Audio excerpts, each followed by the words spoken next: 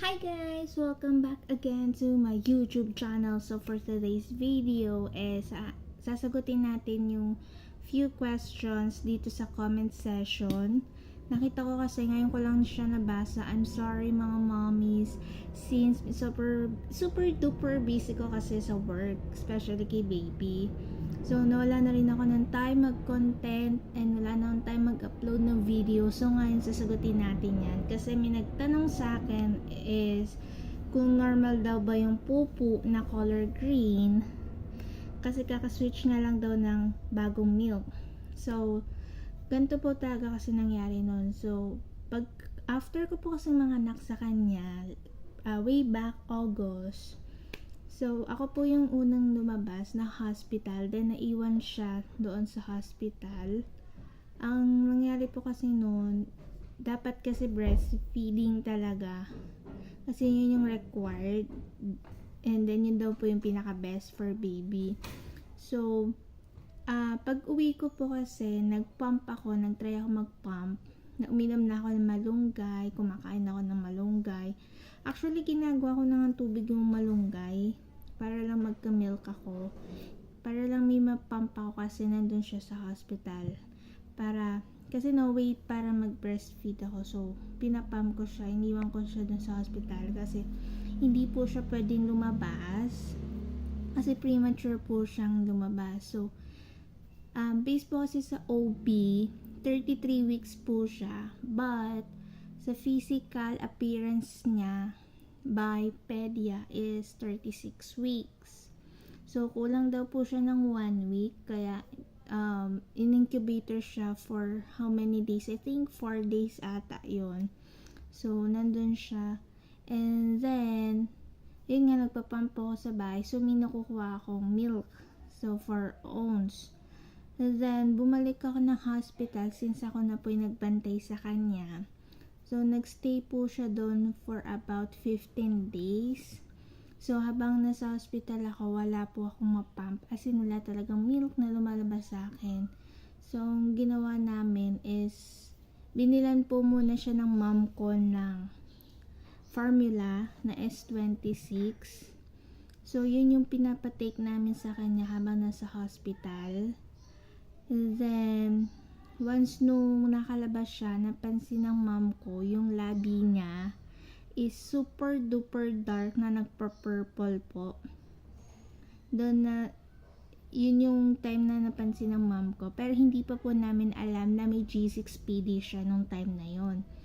So, napansin, habang naglalakad po kasi kami ng papers niya, ng birth cert na, tumawag po sa akin yung mom ko, napansin niya daw po yung pupon ng baby is may blood. Yung parang bahid-bahid na blood lang siya kasi yung pinaka butas ng puwet niya po kasi is super duper na sugat na, as in pulang-pula na siya, tas nagdudugo na rin sugat niya sa pisngi ng butas ng puwet niya. So yun din po yung na recognize ng mom ko. Kaya, pina-check namin siya sa pedia. So, ang unang advice sa amin is, binigyan lang kami ng ointment para dun sa butas ng puwet niya. Tapos, tinry namin for about 1 week yung ointment. So, nawawala yung pinakasugat, pero yung blood dun sa pupo niya hindi po talaga nawawala. So, binalik po ulit namin siya sa pedia. And then, pinatest po siya ng fecalysis. Doon po nakita na normal naman po yung pupo niya. So, walang any infection. So, sa gatas po talaga nakuha. May allergy siya sa gatas. Since nakita ko siya actually sa box ng S26 noon pa, may cow's milk siya. So, since baby pa daw po kasi siya, hindi pa kaya ng tiyan ng baby, as in newborn, yung gatas, parang nabigla kasi siya. So, yung cow's milk, hindi pa siya sanay. So, ang ginawa namin, pina-check namin siya, tapos, Ang binigay sa kanya ng pedya is ito. Ito po yung unang binigay sa kanya. Yung non-sensitive HW. So, ito po yung unang milk na binigay sa kanya ng pedya. So, after namin mag-change nito, ang first day ng change niya ng milk, ang napansin namin, yung kulay ng pupo niya is green. As in, green na basa. Para siyang lumot. Ganun yung itsura niya. Tapos, binalik namin siya sa pedya. Sabi ng pedya po, kasi normal daw po yun sa baby pag nagsiswitch ng formula. And kasi ang sabi ng pedya as well na once na mag-change ng formula, wala na daw pong parang pagitan. Pwede naman daw po i-change directly and super duper normal po yun. So, nag-take siya nito for about, I think September siya nag-change ng gatas. Tapos, nag-change ulit siya ng gatas recently lang. I think by, December. So, nag-change siya ng milk ulit. Dito naman po. Sa non-Infinipro HA. So, yan po yung reason. Ang reason naman kung bakit siya nag-change ng Infinipro HA kasi yung halak po niya is hindi mawala-wala. So, ang first impression po ng pedya is baka allergy ulit siya sa milk kasi hindi mawala yung halak. So, tinry namin muna yan. Then, how many weeks, binalik po ulit namin siya sa pedya. Ang nangyari, may nakitaan po siya ng pneumonia sa left side ng lung niya. Pero hindi naman po ganun ka grabe. Ang cause naman ng pneumonia niya is yung laway daw po is hindi dumidiretso sa lungs niya. So, napupuno ng laway yung lalamunan niya. Kasi nan-stuck lang po dito yung laway. So, nag-cause niya ng pneumonia. So, hindi po siya totally na plema na pneumonia talaga. Yun yung pneumonia niya is galing lang po yun sa laway niya. So, in-advise po kami ng pedya niya na ipacheck siya sa neuro.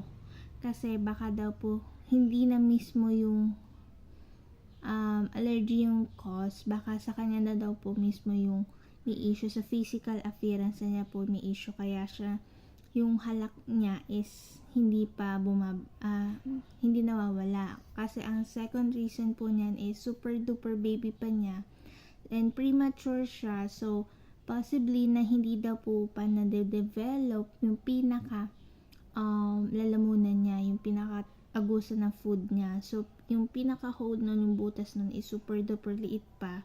Kaya napupuno pa yung gatas niya at hindi pa niya kayang lunukin ng directly. So, ayun lang po. And I hope natutunan niyo to at magkaroon kayo ng idea sa experience ko with my baby. So, ayun po. Yun yung cause niya. So, ito yung naging milk niya nung una after ng S26 at ito na yung pangalawa. Yan. So, ito pong non-sensitive, ang price niya is 1,585 pesos. Yung Infinipro is I think 1,550 lang po siya. So, kung gusto niyo po mag-change ng milk, since kung napapansin niyo po na parang hindi okay yung baby niyo dun sa milk na iniinom niya, mag-consult na po kayo sa pedya nyo. Agapan nyo na po para sa safety na rin po ng baby nyo. So, yung mga nagtatanong regarding sa pupo na color green after mag-switch ng milk, yes po, normal po yung ganong kulay ng pupo. Sometimes nga po ang pupo niya is para siyang shake na avocado. Yung super duper yung shake, yung walang halong gatas pa, as in super duper lapot. yung pupo niya. Ganun po yung kulay ng pupo ni baby minsan. Or sometimes po, pag after mag-change ng milk, ang mapapansin niyo po is color brown yung pupo. So, tapos medyo sticky or medyo para siyang shinik. Ganun po. Normal po yun, sabi ng pedia. Wag lang po yung magkaroon ng blood kasi yun yung possible na may infection na po yung baby, yung pupo niya. So, ipacheck niya na po agad sa pedia if may makikita kayong blood sa pupo niya or kasi depende po kasi yun sa timpla. Kasi ang possible po minsan kung yung baby is hindi normal yung pupo, possible po na overfeeding siya or sometimes hindi niya hiyang yung gatas. So, ayun lang po. So, ibang katanungan or iba pang suggestion or comment down lang po kayo at sasagutin na natin yan isa-isa. So, thank you for watching and bye-bye!